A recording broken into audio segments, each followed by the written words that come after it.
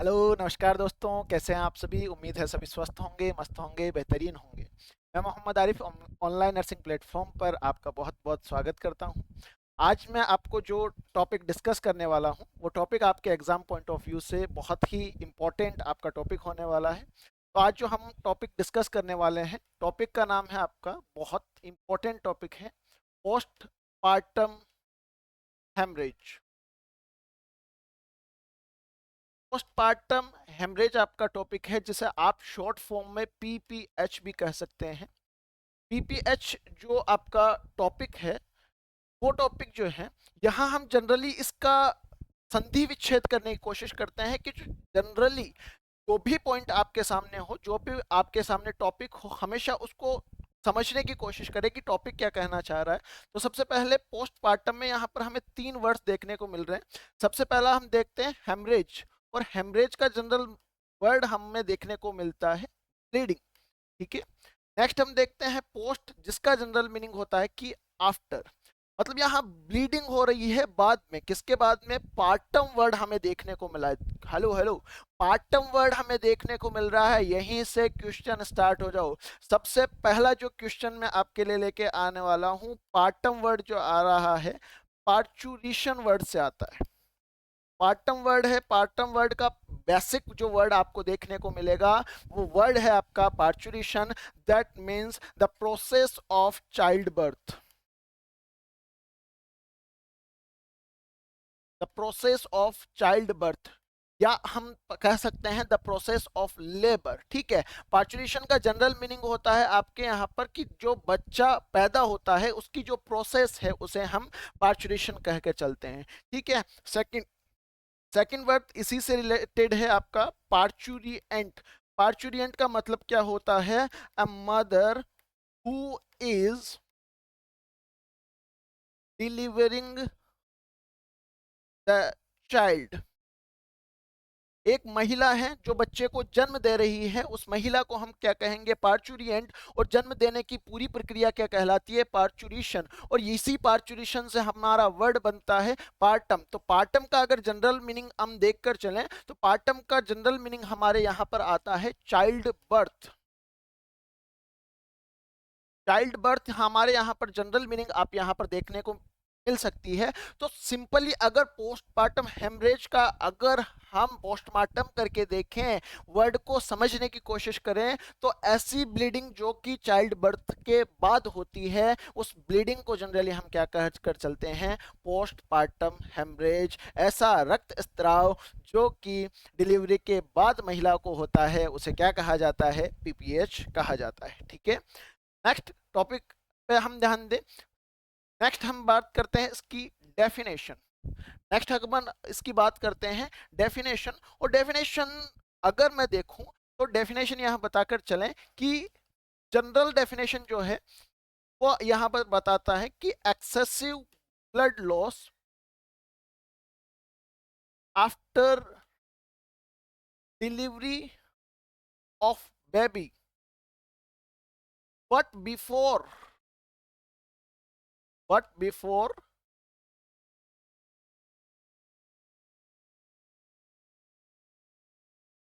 Puerperium period. कि मतलब just baby अभी डिलीवर हुआ है, बेबी के डिलीवर होने के बाद ब्लीडिंग का स्टार्ट होना। और ये ब्लीडिंग कब तक हो सकती है? परप्यूरियम पीरियड के दौरान तक अगर ये एक्सेसिव ब्लीड होता है तो हम उसे क्या कहकर चलते हैं? हम उसे पोस्टमार्टम हेमरेज कहकर चलते हैं। ठीक है। नेक्स्ट यहाँ पर जो हमारे क्वेश्चन बनने वाले हैं, sir excessive blood loss, excessive blood loss कितना होगा? 100 ग्राम, 50 ग्राम, कितना होने वाला है? तो यहाँ पर जो हमारा सबसे पहला क्वेश्चन निकल के आ रहा है, तो सबसे पहला क्वेश्चन है कि normal vaginal delivery, normal vaginal अगर डिलीवरी है और उसमें अगर 500 ml या 500 ml से ज़्यादा का ब्लड लॉस है, तब हम उसे कंसिडर करते हैं पीपीएच में।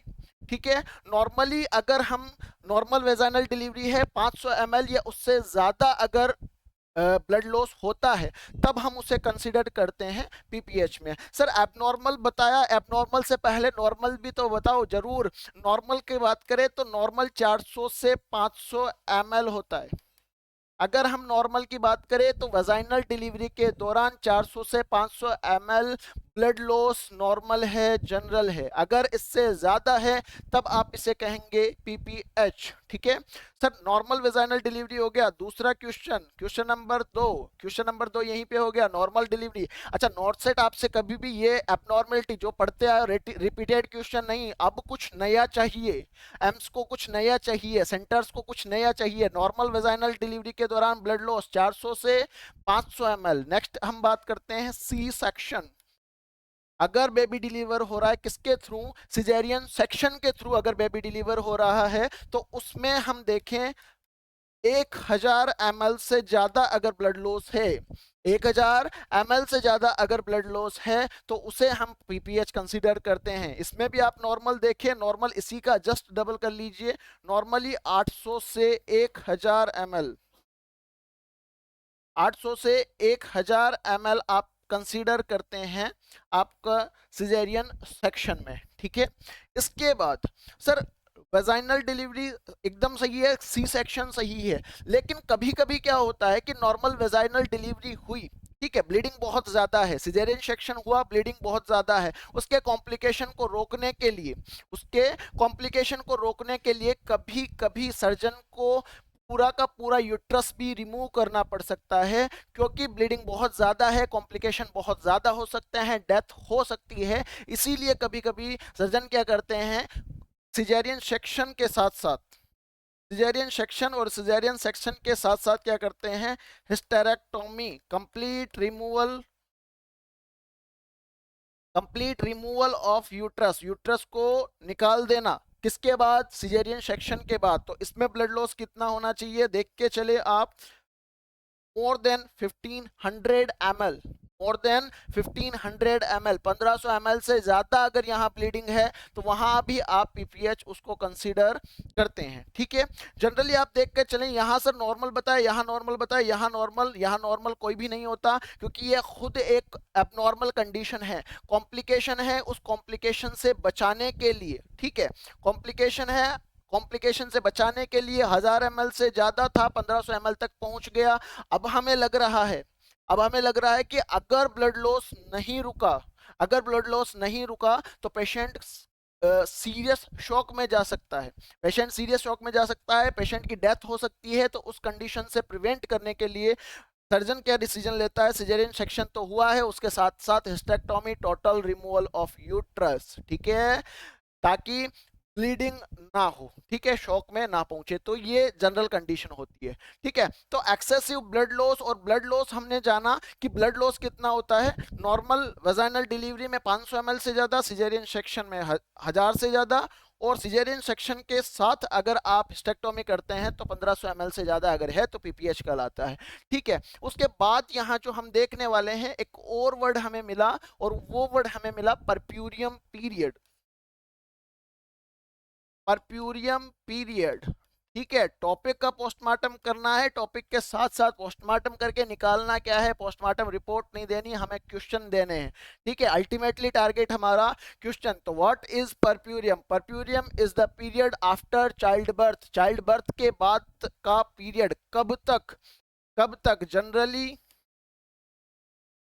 जनरली इसे कंसीडर्ड किया जाता है childbirth to 6 weeks, childbirth और चाइल्ड बर्थ के बाद 6 वीक तक, यानी कि 42 दिन तक, 42 डेज तक हम इसे क्या करते हैं, कंसीडर करते हैं। लेकिन अगर हम बात करें और डीप स्टडी करें, क्योंकि यहाँ हमें क्या चाहिए, क्वेश्चन चाहिए, नोट सेट को अलग अलग कॉन्सेप्ट चाहिए, तो उन्हीं कॉन्सेप्ट के धज्जियां उड़ाने के लिए नेक्स्ट हम लाए हैं आपका परप्यूरियम पीरियड। और परप्यूरियम पीरियड को बांट दिया है हमने 3 फेज में, परप्यूरियम पीरियड को हमने बांट दिया है 3 फेज में। तो पढ़ के चलिए, सबसे पहला फेज है आपका एक्यूट फेज, परप्यूरियम पीरियड, और परप्यूरियम पीरियड का एक्यूट फेज कितना होने वाला है, 6 to 12 hours, 6 to 12 hours puerperium period है। बेबी की डिलीवरी के बाद पहले जो 12 घंटे हैं उन्हें क्या कहा जाता है, एक्यूट फेज ऑफ परप्यूरियम। ठीक है, नेक्स्ट हम बात करते हैं सब acute phase,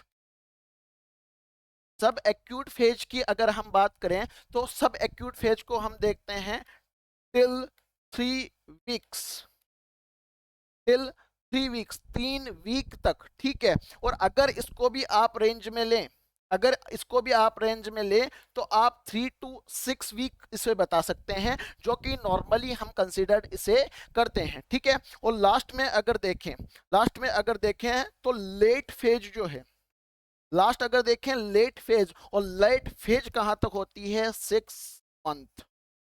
last late phase होती है आपकी 6 मंथ तक जो परप्यूरियम चलता है, ठीक है। तो यहां आप जनरली बताकर चले एक्सेसिव ब्लड लॉस डिलीवरी के जस्ट बाद कब तक, परप्यूरियम पीरियड तक। परप्यूरियम पीरियड अगर 6 से 12 घंटे तक है, एक्यूट फेज 3 से 6 वीक, स्पेशली अगर 6 वीक तो बताएं तो सब एक्यूट फेज। और लेट फेज की बात करें तो 6 मंथ तक, चाइल्ड बर्थ होने के बाद, बेबी की डिलीवरी के बाद 6 महीने तक का जो पीरियड होता है वो पीरियड हम परप्यूरियम पीरियड में काउंट करते हैं। सर एक्चुअली परप्यूरियम पीरियड होता क्या है, परप्यूरियम पीरियड में जो रिप्रोडक्टिव ऑर्गन्स होते हैं वापस अपनी साइज में प्री प्रेगनेंसी स्टेज में आते हैं, ठीक है।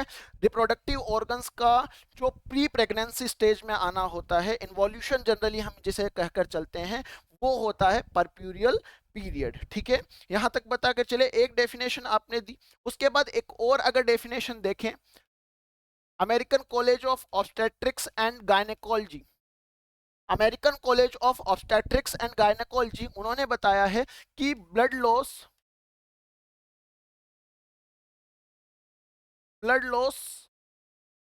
measuring blood loss measuring decreasing packed cell volume, decreasing packed cell volume at 10% और more।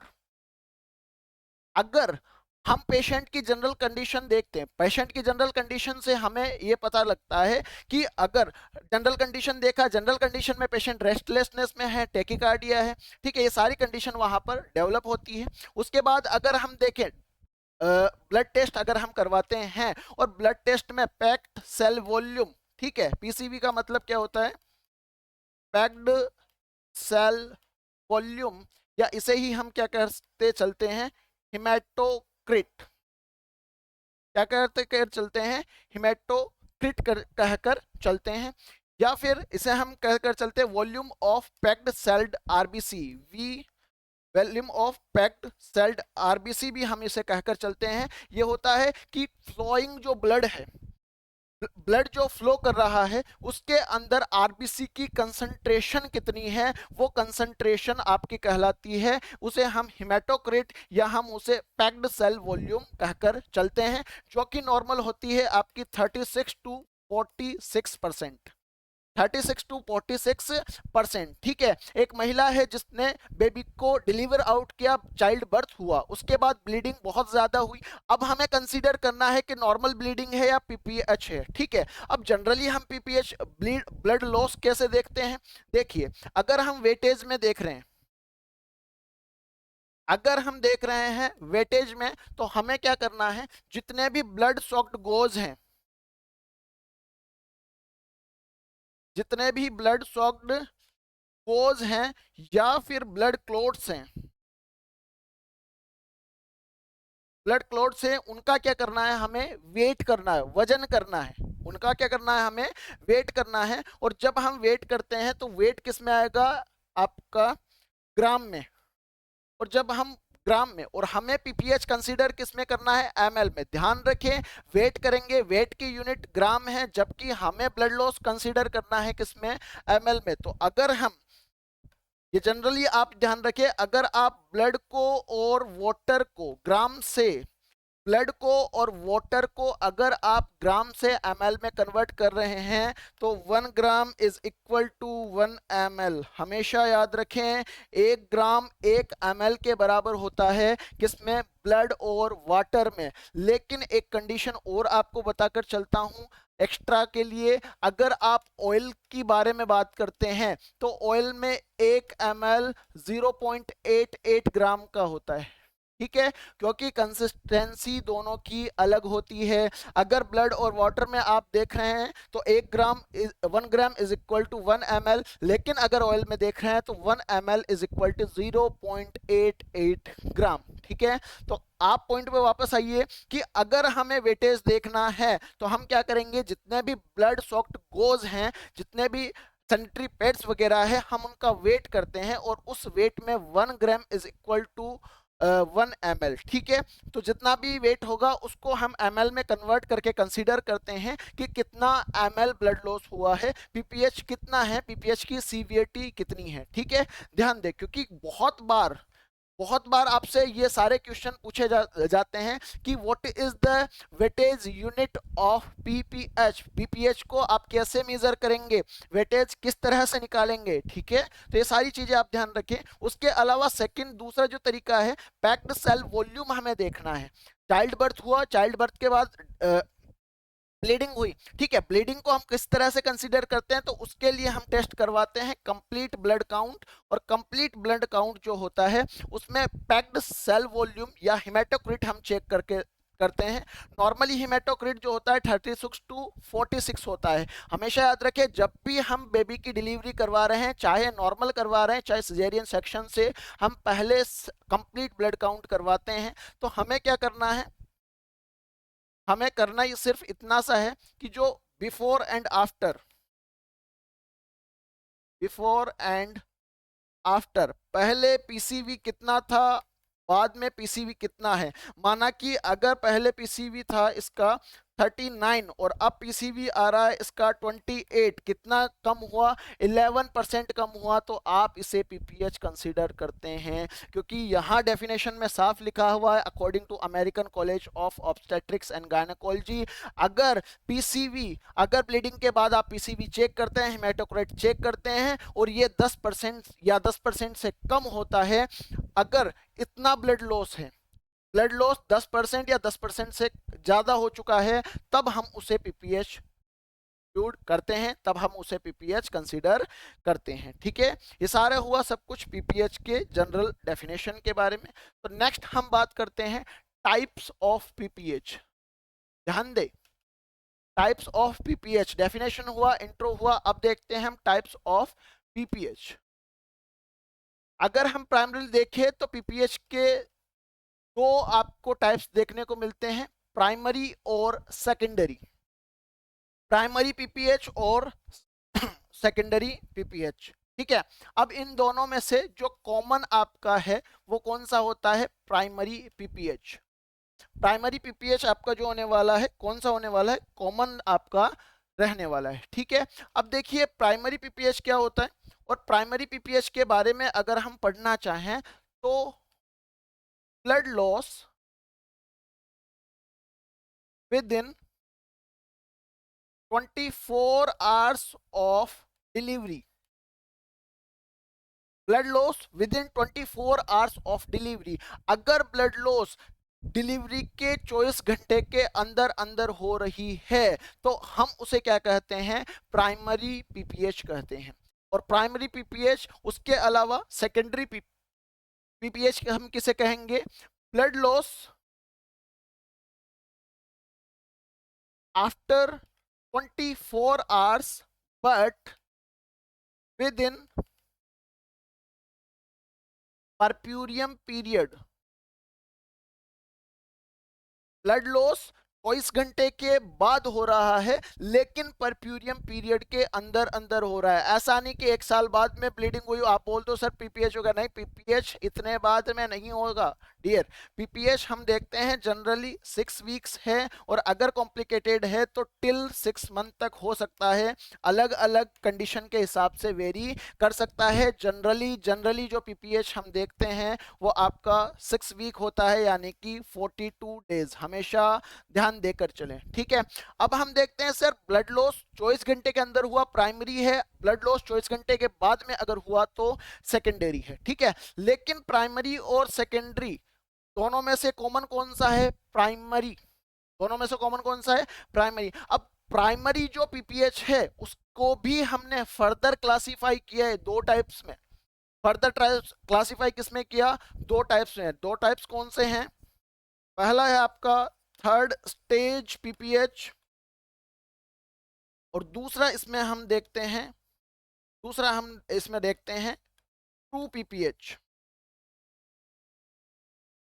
पहला थर्ड स्टेज पीपीएच और दूसरा ट्रू पीपीएच। देखिए, जब हम नॉर्मली लेबर पढ़ते हैं तो लेबर की जनरली 3 और कभी कभी 4 स्टेजेज हम पढ़ते हैं। फर्स्ट स्टेज ऑफ लेबर जब हम पढ़ते हैं तो उसमें टोटली सर्विक्स डायलेशन के बारे में हम पढ़ते हैं। सेकंड स्टेज ऑफ लेबर कहाँ तक होता है? Second stage of labour baby की डिलीवरी कंप्लीटली होती है, including the placenta, sorry, second stage में बेबी की कंप्लीटली डिलीवरी होती है, और थर्ड स्टेज में आपका जो मदर है उसकी प्लासेंटा पूरी तरह से क्या होती है? प्लासेंटा सेपरेशन होता है, ठीक है। और अगर फोर्थ स्टेज अगर जो हम देखें तो वो होती है जनरली ऑब्जर्वेशनल, में सिर्फ और सिर्फ ऑब्जर्वेशन किया जाता है। तो थर्ड स्टेज में हमने क्या पढ़ा? प्लासेंटा, ठीक है। थर्ड स्टेज में हमने क्या पढ़ा? प्लासेंटा। और यहां देखें blood loss, blood loss before placental separation. अगर प्लासेंटा अभी सेपरेट नहीं हुआ है, प्लासेंटा अगर सेपरेट नहीं हुआ है और उससे पहले अगर एक्सेसिव ब्लड लॉस स्टार्ट होता है, नॉर्मली ब्लड लॉस होता रहता है लेकिन एक्सेसिव ब्लड लॉस अगर स्टार्ट हो चुका है, तब हम उसे कहते हैं थर्ड स्टेज पीपीएच, या फिर इसको प्लासेंटल पीपीएच भी कहा जाता है। इसी को प्लासेंटल पीपीएच भी कहा जाता है, स्टार मार्क लगा लीजिए। जरूरी नहीं है थर्ड स्टेज पीपीएच ही आपसे पूछा जाए, आपसे प्लासेंटल पीपीएच कहकर भी पूछा जा सकता है, ठीक है। तो प्लासेंटा के सेपरेशन से पहले अगर आपका ब्लीडिंग स्टार्ट होती है तो उसे थर्ड स्टेज पीपीएच या प्लासेंटल पीपीएच कहा जाता है जनरली, ठीक है। उसके बाद में देखते हैं हम ट्रू पीपीएच। ट्रू पीपीएच का मतलब एक्चुअली हम पीपीएच किसे कंसीडर करते हैं? तो एक्चुअल पीपीएच का मतलब क्या है कि after separation of placenta, bleeding after separation of placenta, placenta के सेपरेशन के बाद लेकिन विद इन 24 आवर्स, 24 घंटे के अंदर अंदर। ले अगर 24 घंटे के बाद होगी तो उसे सेकेंडरी या डिलेड पीपीएच भी कहा जा सकता है, ठीक है। सेकेंडरी पीपीएच या डिलेड पीपीएच उसे कहा जाएगा अगर अगर ब्लीडिंग 24 घंटे के बाद हो रही है तो, ठीक है। तो ये जनरली हम टाइप्स देखकर चलें। पहला, और अच्छा एक और जो क्वेश्चन आपके सामने है वो सबसे इंपॉर्टेंट जो क्वेश्चन है, आपने बताया सर प्लासेंट, सबसे पहले पीपीएच के दो टाइप्स है, प्राइमरी और सेकेंडरी, दोनों में से कॉमन कौन है? Most common type of PPH, तो पीपीएच में डायरेक्टली लिख देना, आंख बंद करके लिख देना, प्राइमरी पीपीएच सबसे मोस्ट कॉमन होता है। अच्छा, वहीं अगर आपसे पूछ लिया जाए कि most common type of primary PPH, कि प्राइमरी में भी तो सर दो लिखा है आपने, तो प्राइमरी पीपीएच में मोस्ट कॉमन कौन सा है? तो उसमें ये लिख देना कि true PPH is most common is primary PPH, याद रखें जरूर जरूर, ठीक है।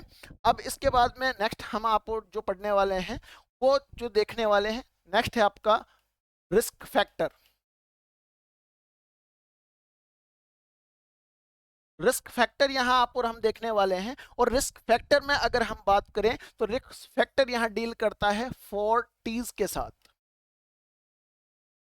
जो यूट्रस है, ठीक है, यूट्रस की कंडीशन के हिसाब से, यूट्रस का जो जनरल कंडीशन है उसके हिसाब से यहां पर हम रिस्क फैक्टर को 4Ts में डिवाइड करते हैं। सर 4Ts कौन से होते हैं? तो सबसे पहला टी होता है आपका टोन, दूसरा टी है यहाँ पर टिश्यू, तीसरा टी है यहाँ पर ट्रोमा, और चौथा टी है यहाँ पर थ्रोम्बिन। चौथा टी कौन सा होता है? थ्रोम्बिन, ठीक है। तो सबसे पहले टोन की बात करें तो टोन का मतलब कॉन्ट्रैक्शन।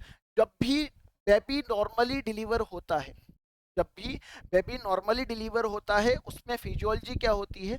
जनरली अगर हम फिजियोलॉजी को समझने की कोशिश करें, जनरली अगर हम इस फिजियोलॉजी को समझने की कोशिश करें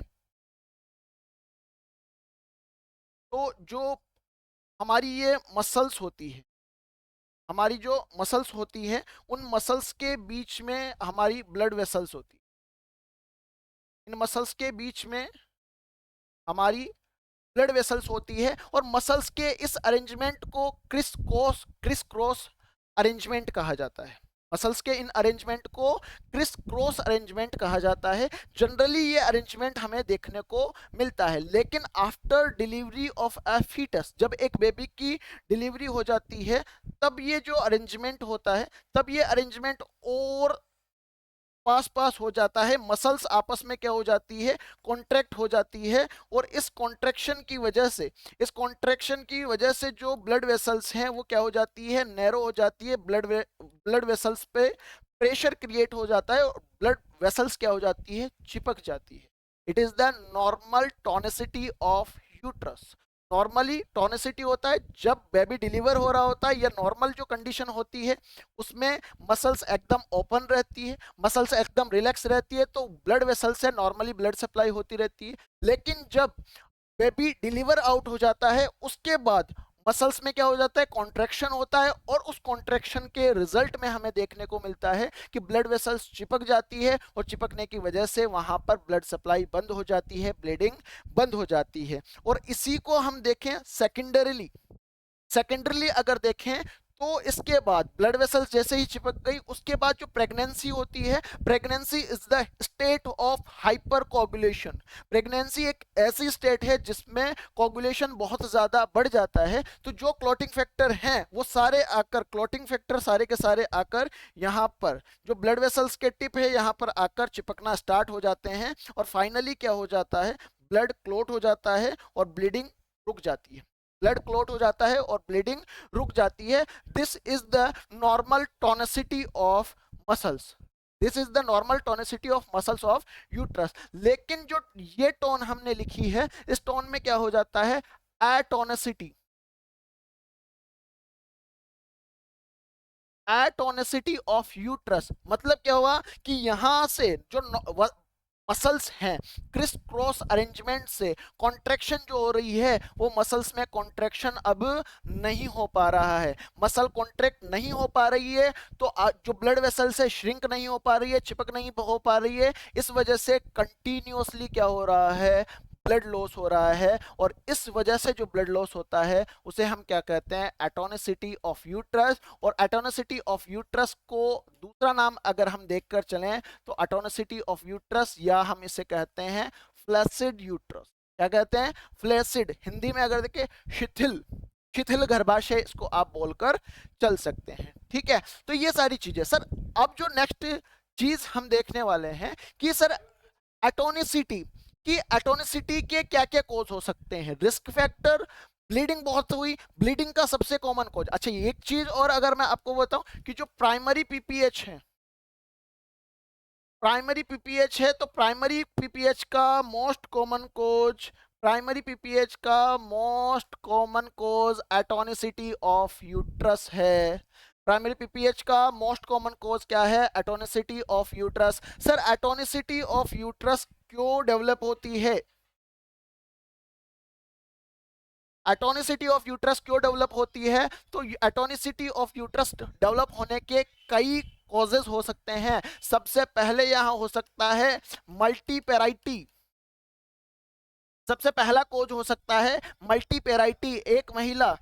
एक महिला जिसने दो या दो से ज्यादा बार लाइव बच्चों को पैदा किया है, वो मल्टीपेरा होती है। ठीक है, और एक कंडीशन यहां देखने को मिलती है ग्रैंड मल्टीपेरा। ग्रैंड मल्टीपेराइटी कब होती है, एक महिला जिसने 5 से ज्यादा जीवित बच्चों को जन्म दिया है। तो ऐसी कंडीशन में जो होता है, यूट्रस बार बार कॉन्ट्रैक्ट होने की वजह से अपनी यूट्रस की जो मसल्स होती है, अपनी कॉन्ट्रैक्टिबिलिटी लॉस हो जाती है, उनमें कॉन्ट्रैक्शन नहीं हो पाते हैं, जिनकी वजह से यहां पर एटोनिसिटी देखने को मिलती है।